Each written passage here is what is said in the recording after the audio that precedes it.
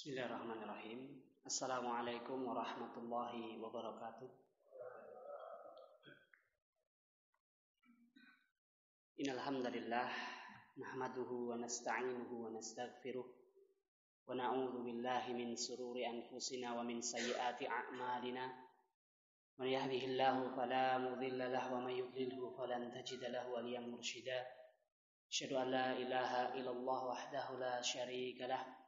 وأشهد أن محمدا عبده ورسوله لا نبي ولا رسول بعده يقول الله تعالى في المحكم تنزيل بعد أن أعوذ بالله من الشيطان الرجيم بسم الله الرحمن الرحيم يا أيها الذين آمنوا اتقوا الله حق تقاته ولا تموتن إلا وأنتم مسلمون وقال أيضا والأنعام خلقها لكم فيها دفء ومنافع ومنها تأكلون وقال النبي صلى الله عليه وسلم عليك بتقوى الله فإنها جماع كله نسأل الله عز وجل أن يهدينا إلى صراطه المستقيم ويجعلنا من المتقين ويدخلنا جنته جنة نعيم والحمد لله رب العالمين. Alhamdulillah, Bapak Ibu jamaah salat maghrib yang semoga Allah rahmati, Allah berkahi. Tentunya bersyukur kepada Allah atas limpahan rahmat, karunia, hidayah kita bisa berada di tempat yang mulia ini, di masjid, di rumah Allah Subhanahu wa taala. Semoga Allah memberikan banyak kebaikan, keberkahan bagi kita semuanya. Allahumma amin. Salat dan salam semoga tercurah terlimpah untuk Nabi kita Nabiullah Muhammad sallallahu alaihi wasallam. Alhamdulillah kami ucapkan jazakumullahu khairan buat Bapak Ibu semuanya yang sudah ikut bersumbangsih untuk saudara-saudara kita yang terkena gempa di Mamuju dan Majani. Alhamdulillah tim dari Balai Dakwah Sragen hari ini sudah berada di Majini dan malam ini langsung menuju ke Mamuju. Donasi yang dari Bapak Ibu semuanya alhamdulillah sudah sampai ke Majini. Kita belikan beras sekitar 2 ton, kemudian perlengkapan minyak, kemudian perlengkapan sembako, terus perlengkapan bayi, tenda dan lain sebagainya. Alhamdulillah BDS membawa kurang lebih sekitar 40 juta. Semoga nanti kita tidak berharap kalau misalkan ada program untuk saudara-saudara kita yang terkena bencana, monggo Bapak Ibu kita bisa saling bersumbangsih karena ini sangat bermanfaat sekali untuk mereka di sana. Sekali lagi kami ucapkan jazakumullah buat jemaah semuanya. Ada juga jemaah yang memberikan zakat malnya lewat BDS dan kami sudah sampaikan ke saudara-saudara kita yang ada di Majini. Ya, ternyata memang cukup ngeri Pak di sana. Kita sudah kita sudah dikirimi videonya. BDS ngirim 5 relawan. Ustadz Aan, Ustadz Abdurrahman An-Najah, kemudian Pak Sapardi, kemudian tim medianya 2 sama 1 sekretaris bendahara yang membawa uang. Jadi 5 orang alhamdulillah berjalan dengan lancar. Kami berangkat dari Kulon Progo ke sana, bandaranya pindah ke sana. Cukup deg-degan juga karena masih trauma kita sajaknya dengan Sriwijaya Air yang jatuh. Tapi alhamdulillah Allah berikan kebaikan. Sampai di sana kita turun ke Makassar. Karena di Makassar kita sudah punya tim di sana, ada ikhwan-ikhwan kita, saudara-saudara kita di sana dari komunitas hijrah sahabat muslim yang dulu sempat mengundang saya seminggu di sana 5 hari. Saya di sana, mereka juga mengumpulkan dana juga, mereka juga ikut terjun ke daerah-daerah yang terkena gempa itu. Dan qadarullah tadi malam perjalanan dari Makassar sampai ke Majini itu kurang lebih 11 jam perjalanan, dan di tengah perjalanan roda mobil itu sempat pecah. Kita alhamdulillah diberikan kemudahan oleh Allah, jadi ada 3 mobil, dan ternyata 3 mobil ini kita nggak nyewa. Ada orang yang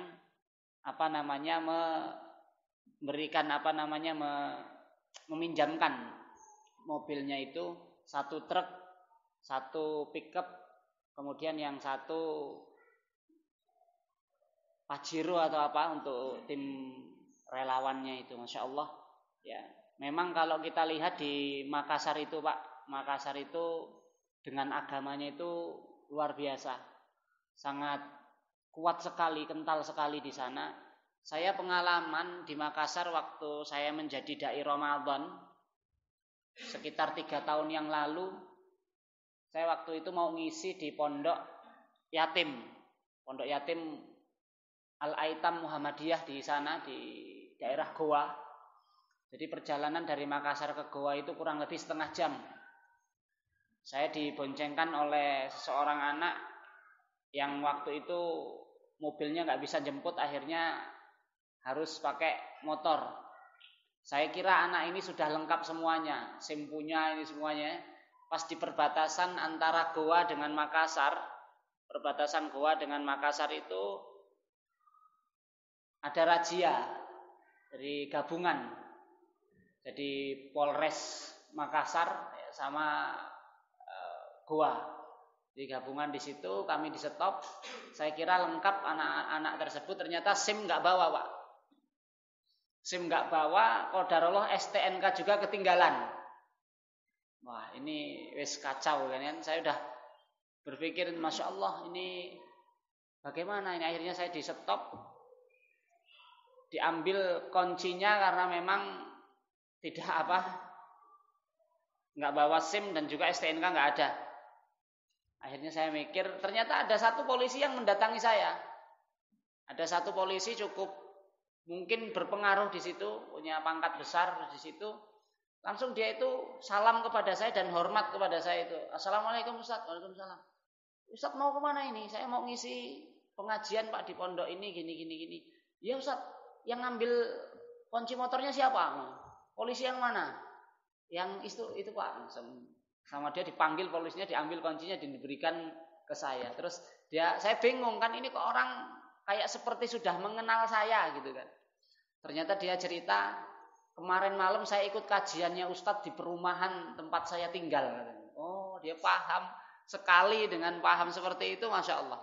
Allah selamatkan gitu ya. Ya memang nggak punya SIM ya suatu kesalahan, tapi Allah berikan kemudahan bagi saya untuk waktu itu mau ngisi kajian neng pondok yatim ya. Itu lihat dari situ Pak, Masya Allah. Kita lihat dari situ bagaimana mereka itu orang-orang Makassar itu ikromnya besar sekali kepada seorang ustadz ya. Bahkan saya di sana ngisi di Yonif Rider Angkatan Darat itu waktu itu 2 kali. Itu penghargaannya itu Masya Allah. Kemudian saya juga ngisi di Lafat, di LP ya, di LP di Makassar. Saya suruh ngisi tentang, pertama itu saya suruh ngisi di yang kelas pembunuhan. Wah itu tuatok semua Pak, tuatok semua. Kita masuk itu ya wis hawane, wah ini para psikopat. Di situ ternyata Masya Allah mereka itu ikromnya itu luar biasa. Ada yang tatoan itu dari ujung, dari muka itu sampai kaki itu tuatok semua itu. Salam sama saya, cium tangan, Masya Allah Ustaz rumahnya di mana, gini. Besok lagi ngisi ke kasus yang sepi itu kasus korupsi malahan Pak. Ini ada yang bupati, ada ini, pada korupsi. Ada ternyata orang Sragen juga ada itu. Korupsi uang, dia seorang sekretaris di sana. Jadi korupsi dia di departemen perkebunan ya, di perkebunan. Kasusnya illegal logging atau apa kayu itulah. Tentang masalah kayu itu ternyata tahu saya orang Sragen itu, dia orang Sragen juga. Di penjara berapa tahun Pak? Kata saya sini. Ya sekitar 7 tahun Ustaz. Kasusnya apa? Bisa ngomong Jawa gitu ya. Kasusnya apa? Korupsi Ustaz. Korupsi duit hutan ya. Insyaallah itu ya. Terus isi di perempuan-perempuannya juga ya mulai pakai jilbab. Itu di Makassar luar biasa dakwahnya di sana itu. Kajian dimuliakan oleh Allah, sekali lagi kami ucapkan secara dari Balai Dakwah Sragen mengucapkan jazakumullah yang sudah mendonasikan hartanya untuk saudara-saudara kita yang ada di Mamuju dan Majini. Kita doakan semoga Ustadz Aan, Ustadz Sapardi dan 3 tim lainnya sampai ke Sragen kembali dengan selamat. Allahumma amin. Baik, jangan dimulaikan oleh Allah Subhanahu wa taala. Kita akan bahas satu hadis di sini, Pak. Hadis tentang kambing. Mungkin selama ini kita menganggap sebelah mata tentang kambing. Ternyata kambing itu dibahas oleh Allah dan Rasul gitu ya. Saya ngisi kajian ini di Radio Dakwah Syariah di RDS, ditanya sama pembawa acaranya, ya penyiarnya, Ustadz kita sore hari ini mau membahas apa? Saya bilang Radio Dakwah Syariah, di Radio Dakwah Syariah itu jadwal saya setiap hari Selasa jam 4. Kita membahas tentang kambing. Kayak seperti keheranan. Apa Ustadz? Kambing? Iya, kita membahas kambing. Kambing binatang itu? Iya, kambing binatang itu. Ya, ternyata kambing itu dibahas oleh Allah, dibahas oleh Rasulullah sallallahu alaihi wasallam. Hadis ini dari Aisyah radhiyallahu anha dan dari riwayat yang lain dari Hashim bin Urwah. Innan Nabiyya sallallahu alaihi wasallam qala, bahwasanya Nabi sallallahu alaihi wasallam bersabda, ittakhidul ghanama fa inna fiha barakatan. Kata Nabi sallallahu alaihi wasallam, peliharalah kambing al-ghanam. Peliharalah kambing fa inna fiha. Nabi di sini pakai bahasa dalam secara lughah pakai fiha. Berarti bukan enggak langsung fa innaha, tidak. Tapi fa inna fiha. Ini kalau kata para ulama, mengapa kok Nabi menyebutkan sebagai fiha, enggak ha saja? Karena ternyata keberkahan dalam kambing itu bukan hanya ngurusnya, Pak. Tapi ternyata kambing itu bisa menghasilkan apa-apa yang bisa bermanfaat buat kita. Ngoten nggih? Jadi kambing itu apa saja yang bisa kita ambil dari kambing? Kulitnya, bulunya, bahkan kotorannya, kemudian dagingnya. Itu makanya bahasanya di sini fiha, bukan innaha. Tapi pakai fa inna fiha. Fa inna fiha barokatan, kata Nabi. Di dalam kambing itu ada keberkahan. Hadis ini diriwayatkan oleh Imam Ahmad. Ya, oleh Imam Ahmad, kemudian juga diriwayatkan oleh Al-Imam Abu Bakar Al-Mukri. Ya, dengan sanad yang jayyid, dengan sanad yang sahih, dan disebutkan oleh Syekh Albani rahimahullahu taala bahwasanya ini adalah hadis sahih, ya, juga di dalam As-Sahih Al-Jami' As-Shaghir oleh Al-Imam As-Suyuti rahimahullahu taala disebutkan bahwasanya hadisnya ini jayyid, ya, bagus sanadnya. Kemudian juga di dalam kitab Talbisul Iblis, ya, yaitu oleh Imam Al-Jauziyah rahimahullahu taala.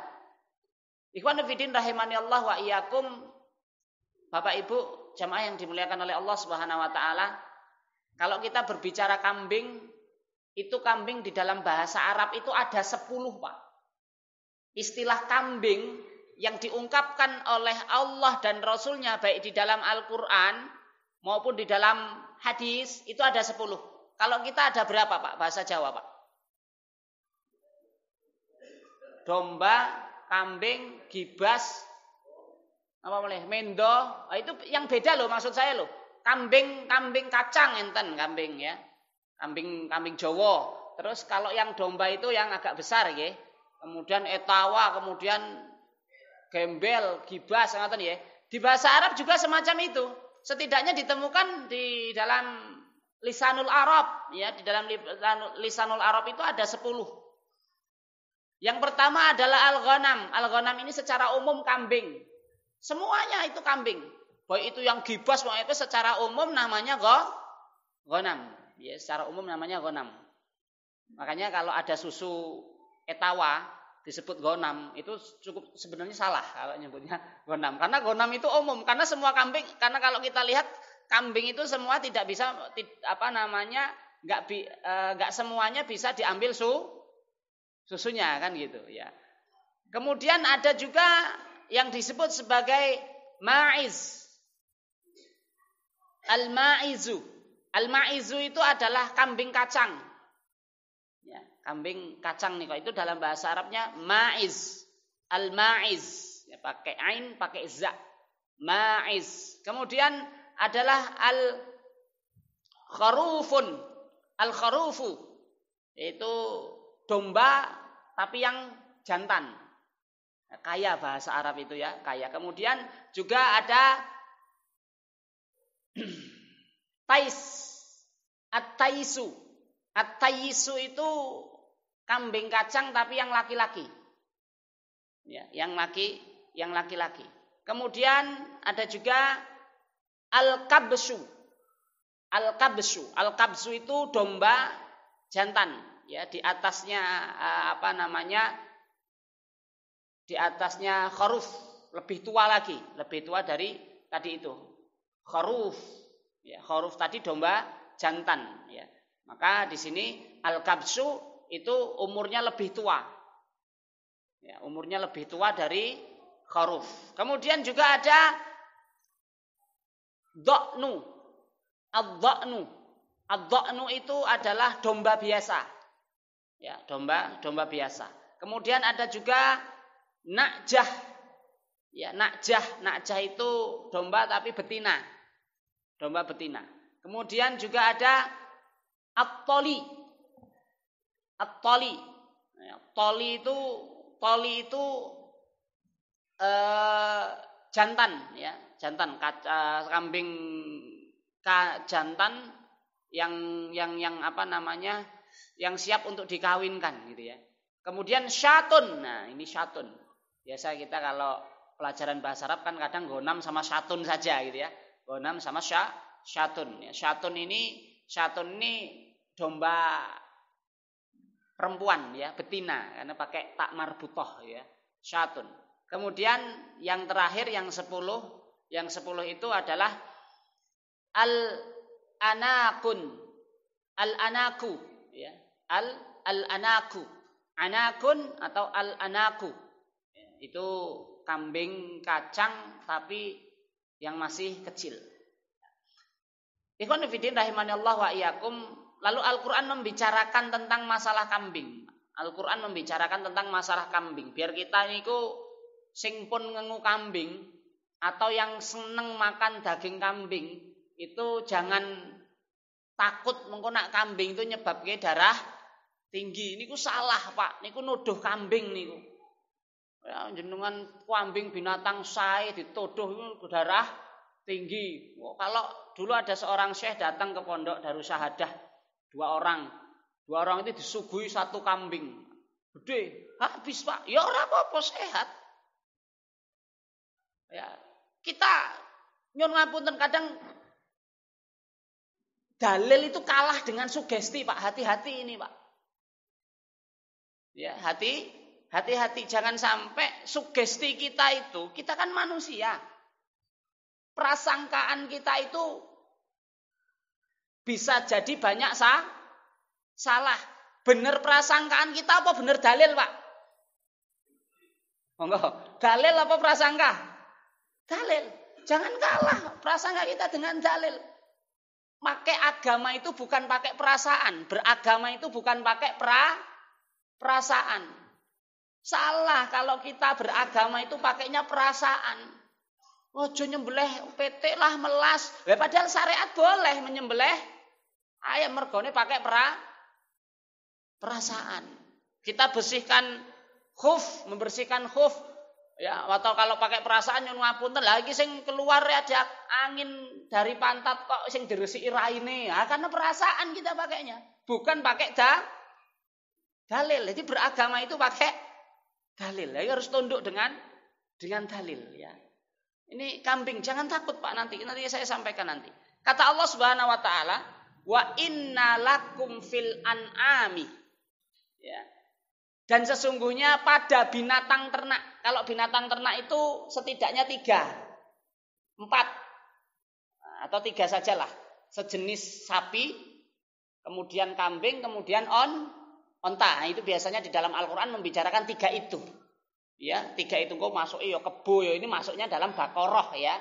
Ini sejenis, nanti ada kambing, ghanam itu, kemudian ada ibil, ada jamal, apa itu? Onta. Maka di sini kata Allah, wa innalakum fil an'ami la'ibratan nuskikum mimma fi butuniha walakum fiha manafi'u katsiratu wa minha ta'kuluna wa 'alaiha 'alal fulki tuhmalun. Kata Allah Subhanahu wa taala di dalam surat Al-Mu'minun ayat yang ke-21 sampai 22. Kata Allah, sesungguhnya pada binatang ternak itu fil an'ami lakum, ya, pada binatang ternak itu benar-benar terdapat untuk kalian apa? La'ibratan nuskikum, ya, pelajaran yang sangat penting bagi kalian. Pelajaran yang sangat penting. Mimma fi butuniha walakum fiha manafi'u katsiratun, ya. Jadi di dalam perut binatang ternak itu juga bisa keluar susu yang bermanfaat untuk kalian. Susu onta, susu kambing, susu sapi. Wa manafi'u katsiratun, dan banyak manfaatnya dari binatang ternak itu. Tadi manfaatnya apa? Bisa bulunya, bisa kulitnya, ya, bisa dagingnya, bisa dimasak napa-napa niku enak. Ya. Tenaganya juga buat membajak sawah, wa minha ta'kuluna 'alaiha, dan yang bisa kalian makan juga dari itu. Ya, wa 'alal fulki tuhmalun, dan juga bisa untuk pengangkut, ya, kendaraan. Nah, kendaraan. Maka jamin dimuliakan Allah, kalau kita berbicara tentang al-an'am, ya, itu salah satunya adalah kambing, ya. Kemudian juga Allah menyebutkan Allahul ladzi ja'ala lakumul an'am litarkabu minha. Ya, dan Allah Subhanahu wa taala menjadikan binatang ternak itu untuk kalian apa? Litarkabu minha, sebagai kendaraan bagi kalian. Loh, ini tegas lagi. Sebagai kendaraan. Wa minha ta'kulun. Wa minha ta'kuluna walakum fiha manafi'u litablughu 'alaiha hajatan fi sudurikum wa 'alaiha wa 'alal fulki tuhmaluna wa yurikum ayatihi fa ayya ayatillahi tunkirun, ya. Maka kata Allah Subhanahu wa taala, banyak sekali manfaat-manfaat yang kalian dapatkan, bisa untuk berternak bagi kalian, untuk keperluan makan kalian, dan untuk mengendarai kendaraan-kendaraan kalian. Ini di dalam binatang ternak itu, Pak. Nah, sekali lagi, kalau kita berbicara tentang al-an'am, maka kambing itu masuk. Makanya benar kalau Nabi SAW menyebutkan ittakhidhul ghanama fa inna fiha barakatan. Peliharalah kambing, maka di dalam kambing itu banyak keberkahan, Pak. Banyak keberkahan. Ya, sekarang musim susu kambing etawa. Wah, nanti bahkan sekarang susu kambing etawa itu saya itu sampai stok itu Masya Allah kurang-kurang. Saya beberapa kali dulu saya sempat untuk menjualkannya itu. Sekarang ayo ngangu kambing. Saya kadang berpikir pingin ngangu kambing ning kayane wektune itu belum ada. Kalau jenengan memang berniat, Pak, ini mengambil keberkahan yang Allah Subhanahu wa taala berikan yang ada di dalam kambing. Bahkan di dalam hadis itu disebutkan ma ba'atsallahu nabiyyan illa ra'al ghanam.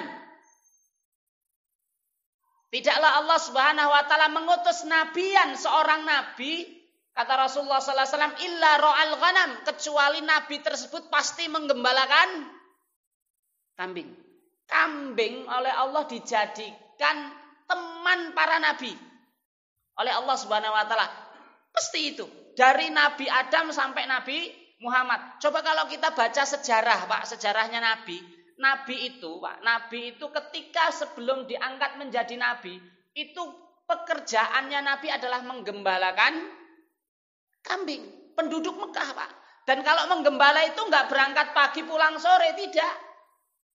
Menggembala itu ya lama, sampai 1 minggu, bawa bekal, bawa ini dan lain sebagainya. Nanti kalau kambing-kambing itu sudah siap untuk diperah, maka pulang ke negeri Mekah.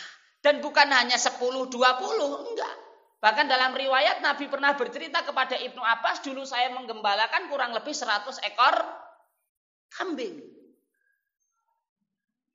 Ada hikmah banyak nanti. Kok Nabi, mengapa sih Nabi itu kok oleh Allah, semua Nabi itu kok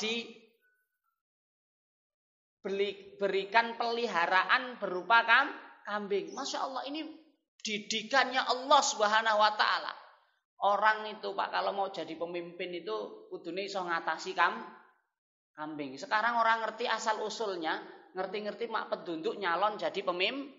Ojo-ojo tukang ungkang-ungkang kaki. Ora iso apa ngomong wae ora enggak bisa. Kan ada mau calon wali kota yang ngomong wae ora bisa piye coba. Calon wali kota enggak bisa ngomong kuwi wae sing diulang-ulangi, ini kan gawat ini, Pak. Ya. Jadi ini kasus tersangkut kasus korupsi sekarang ya. Korupsi dana bansos lagi. Waduh. Kacau. Mengapa? Karena enggak tahu kita masa mudanya itu bagaimana. Kita enggak tahu. Kalau Nabi itu betul jelas orang Mekah itu tahu kepribadiannya Nabi.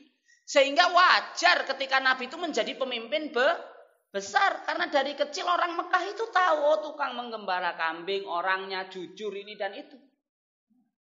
Semacam itu. Maka jangan dimuliakan oleh Allah Subhanahu wa taala. Lalu para sahabat bertanya, faqala ashabuhu. Para sahabat bertanya kepada Nabi, wa anta, apakah engkau juga? Anta ya Rasulullah? Apakah engkau juga ya Rasulullah? Rasulullah menjawab, na'am, kuntu ar'aha ala qarari tol ahli Makkah. Iya, saya juga dulu menggembalakan kambingnya orang-orang Mekah dan saya diberi upah.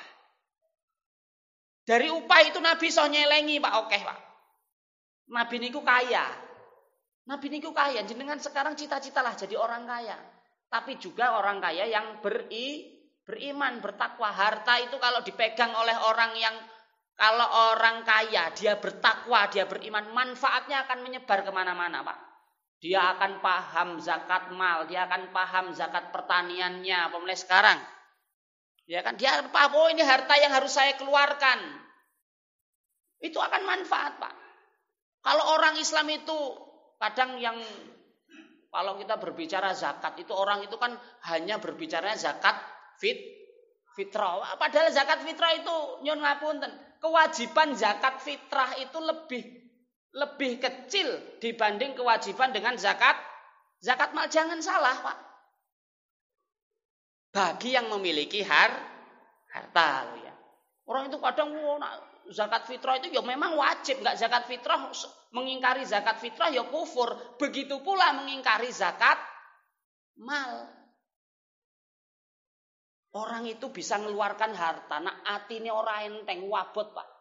Orang kaya hartanya sampai bermiliar-miliar, dia harus mengeluarkan harta 30, zakat mulai harus 30 juta, 40 juta. Iki nak ora atine ora resik, atine ora enteng, ketakwaane ora apik, ora iso, Pak. Betul, enggak bisa. Orang itu jenenge harta itu yo pengine dikempit wae nggih apa nggih? Jenenge harta itu nak iso aja ucul, nak iso aja ilang, bahkan wong wis duwe utang, jelas dia berhutang, padahal duitnya mampu untuk bayar, itu ya isih eman-eman kok arep nggo bayar utang kok. Padahal sudah jelas itu hutang. Dan zakat mal itu pula diistilahkan oleh para salaful ummah itu orang yang memiliki harta yang sudah nisabnya sudah sampai, kemudian haulnya sudah sampai, dia enggak ngeluarkan. Bahaya bagi kehidupannya, Pak. Jadi kalau BDST alhamdulillah sudah resmi menjadi amil secara resmi dari pemerintah, ya, resmi dari keilmuan, resmi dari prosedur, makanya kita sudah resmi, sudah diuji dan lain sebagainya. Ya, ini jadi ya sudah resmi. Padahal kami berhak untuk menarik, ya, tapi ini orang wani saya kira. Padahal kami berhak untuk mendatangi orang-orang yang memang diperkirakan memiliki harta yang harus dikeluarkan. Seperti itu tugas amil kan semacam itu, Pak. Marani wae ning wong sugih ning kono. Piye Pak, keluar ke Jakarta sampun, kemana lembaganya? Oh ke sini, nggih, alhamdulillah. Kalau sudah kan gitu. Ning kami arep kaya ngono urung wani ya semoga kita berdoalah ya. Kalau Sragen saja misalkan, berapa sih penduduk Sragen? Misalkan penduduk Sragen sekian juta. Ada orang kaya itu yang kaya misalkan ada 100 saja orang kaya yang mengeluarkan zakat malnya itu Pak. Sragen itu makmur, betul. Betul makmur Pak. Kami udah 3 tahun ini ya, udah 2 tahun inilah. 2 tahun ini kami sudah banyak BDS sudah membagikan zakat mal. Itu Masya Allah Pak, luar biasa itu. Senengnya orang itu ketika mau dibagikan ini loh, 400.000 bagikan. Dari cuma beberapa puluh juta saja itu. Itu sudah nyenengke wong oke. Saya berpikir ya Allah sing mengeluarkan zakat ini pahalanya kayak apa itu? Pahalanya kayak apa itu? Dia keluarkan kewajibannya sudah tertutup, sudah terpenuhi, ya. Kemudian dia mendapatkan pahala dari apa yang dia berikan kepada orang itu. Digunakan orang itu untuk sholat, digunakan oleh orang itu untuk ngisi perutnya kenyang, kemudian sholatnya khusyuk, baca Qur'annya baik. Wah, Masya Allah itu. Termasuk nanti juga kalau berbicara kambing juga pun ada zakatnya. Tapi semua nabi itu, Bapak Ibu, semua nabi itu diutus oleh Allah Subhanahu wa taala pasti menggembalakan kambing. Sebagaimana di dalam surat Toha, ini kisahnya Nabi Musa. Nabi Musa qala hiya asaya atawakka'u 'alaiha wa ahassu biha 'ala ghanami waliya fiha ma ribu ukhra. Kata Nabi Musa itu berkata, ini hiya asaya, ini tongkatku, kata Nabi Musa. Kemudian Nabi Musa letakkan tongkat itu, gunakan tongkat itu untuk apa? Untuk menggembalakan kambingnya. Nabi Musa kabur dari negeri Mesir, dikejar-kejar Firaun dulu, awal-awal akhirnya ke negeri Madian. Dia di situ Nabi Musa bekerja menggembalakan kambing. Setelah dia tambah bagus, tambah baik, tambah ini, akhirnya oleh Allah suruh kembali lagi untuk mendakwahi Fir'aun. Karena apa? Dididik dulu untuk menggembalakan kambing. Bagaimana dia harus mengurus kambing, bagaimana memberikan air, bagaimana ini dan lain sebagainya. Jadi ada ulama yang berpendapat memang menggembalakan kambing itu, ngurus kambing itu termasuk sunnah. Tapi Imam Nawawi tidak. Imam Nawawi tidak menyebutkan itu bukan termasuk sunnah. Ning berkah. Walaupun itu bukan suatu sunnah kata Imam Nawawi, tapi suatu keberkahan ketika orang itu menjadi pengurus ngurusi kambing. Jadi jangan ragu Pak Arima. Bahkan kambing itu nanti akan menjadi binatang yang sangat bermanfaat di akhir tahun, di akhir zaman. Di akhir zaman, Pak. Nanti kita akan mengalami masa-masa sulit, Pak. Masa-masa sulit itu di akhir zaman. Ini jalan-jalan untuk ke sana kan sudah mulai nampak ini. Jalan-jalan untuk menuju akhir zaman itu sudah jelas. Banyak-banyak ngemu kambing, Pak, hari ini, Pak. Banyak-banyak nyimpen emas. Jangan uang kertas, Pak. Emas simpen. Pak Ahmad semangat Mas, do tuku ning aku. Ya, simpen emas, Pak. Karena nanti ini akan menjadi, emas itu akan menjadi transaksi akhir zaman. Sekarang uang kertas itu sudah nggak ada harganya hari ini. Uang kertas, ya. Jawa Barat malah ditangkap ya, ada Ustadz Zaim itu ya, dia udah buka pasar muamalah, ditangkap, dilaporkan sama BI. Jadi ini makanya jadi kan, tapi nggih tetap diperhatikan ya. Kalau berbicara tentang emas itu jangan sampai jual beli emas secara online, Pak. Sepakat ulama tidak diperbolehkan. Kalau milihnya secara online monggo, tapi transaksinya tukar yadan harus yadan bi yadin, harus ketemu orangnya. Nggak boleh. Karena kemarin kan Egol itu kan rugi besar gara-gara satu dilaporkan dengan tuntutan penipuan. Mergane ngopo jual belinya dengan transaksi online transfer duit. Ini nggak boleh ulama. Ada yang menyebut ini tidak diperbolehkan dan ini lebih selamat. Memang ada beberapa ulama yang membolehkan, tapi saya mengambil pendapat yang ini karena pelajarannya sangat berharga. Emas itu kan benda yang sangat berharga. Emas itu, monggo hari ini mengengu kambing banyak investasi emas. Mengengu kambing Pak punya uang, tetangganya yang belum punya pekerjaan, Mas, tak belikan kambing, urusi apa ambil susunya silahkan. Hari ini susu kambing itu laku besar, Pak. Kampung saya di Bende itu insya Allah akan menjadi kampung kambing. Sudah ada beberapa warga yang ngengu kambing Safera. Safera apa Safira itu. Itu di bawahnya etawa. Susunya diperah. Ini kambing, Pak. Zaman dimuliakan oleh Allah Subhanahu wa taala. Lalu dalam hadis yang lain, Nabi Muhammad sallallahu alaihi wasallam itu menyebutkan tentang keutamaan kambing, Pak. Keutamaan kambing. Kata Nabi sallallahu alaihi wasallam, "Al-ghanamu innaha min dawabil jannah." Kambing itu adalah salah satu binatang nanti yang akan menjadi kendaraan di surga. Orang yang nyun ngapunten kalau kita buka sarahnya hadis ini itu kata para ulama itu orang yang berudhiyah dengan kambing. Ini kambing yang diudhiyahkan itu akan menjadi kendaraannya nanti di surga. Ojo dibayangke kok numpak kambing sih ning swarga. Ojo, bayangan kita dengan surga itu enggak akan kebayang oleh kita. Itu rahasianya Allah yang jelas. Bagaimana nanti bentuknya kita serahkan kepada Allah. Wah, mosok yo gur kambing. Enggak, jangan gitu. Ini ada keistimewaan ya. Itu kata Nabi Muhammad sallallahu alaihi wasallam. Kemudian kambing juga disebutkan oleh Nabi sallallahu alaihi wasallam al-ghanamu barakatun. Pokoknya nak jenenge kambing kabeh tadi. Kita kembali nama kambing. Ghanam tadi itu kambing secara umum. Semua jenis kambing itu bahasa Arabnya ghanam. Nabi menyebutkan pakai ghanam. Berarti semua kambing itu adalah berkah. Karena pakai bahasanya ghanam. Bukan kabsu, bukan khoruf, tapi Nabi langsung menyebutnya ghanam. Tadi kan ghanam itu umum, semua kambing ya. Berkah, Pak, semua kambing itu. Monggo, ada kambing yang susuan atau kambing yang mau dijadikan akikah atau Idul Adha, mampu, Pak. Ini ke akhir zaman, Pak. Ustadz kalau panjenengan mungkin lihat ceramahnya Ustadz Zulkifli ya di YouTube itu, beliau itu kan punya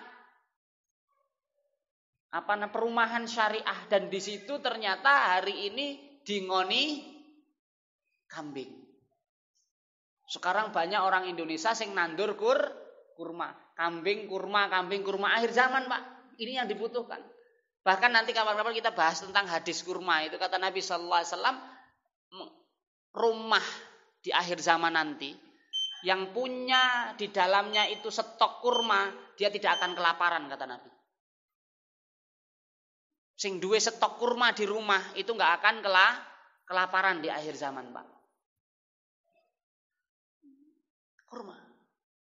Dan ternyata buah terbaik di atas muka bumi ini adalah buah kurma. Dari segi gizi, kurma itu menjadi buah terbaik. Dan kurma itu ternyata ada sekitar 30-an jenis lebih. Kata Syekh Utsaimin rahimahullah, kurma itu sampai 30 jenis lebih kurma. Ada kurma ini jualan itu, Pak. Masya Allah itu kurma. Begitu pula kalau di Indonesia kan rambutan ya, rambutan itu juga jenisnya banyak. Lalu bagaimana dengan daging kambing? Kita kan kadang nyun ngapunten, kita kan kalau eneng sing darah tinggi sing disalahke kambing. Ada kaidah yang disebutkan oleh ulama gini, Pak. Ini kaidah tentang kemaslahatan. Dalam usul fikih itu begini, kaidahnya ini harus diperhatikan betul. Kaidahnya adalah ad-dinu mabniyun. Ketetapan agama itu tetap. Apa yang telah diberikan oleh agama itu adalah suatu ketetapan. Berarti kalau kambing tadi kan disebutkan telah ditetapkan oleh Allah dan Rasul, kambing itu apa? Berkah. Berarti karena sudah ditetapkan berkah oleh Allah dan Rasul, bisa nggak membahayakan kita? Tidak. Ini kaidah yang pertama. Alal masalih ya. Jadi tetap kemaslahatan yang disebutkan keberkahan tadi itu sudah menjadi suatu ketetapan. Fi jalbiha wa dar'il lil qabaih.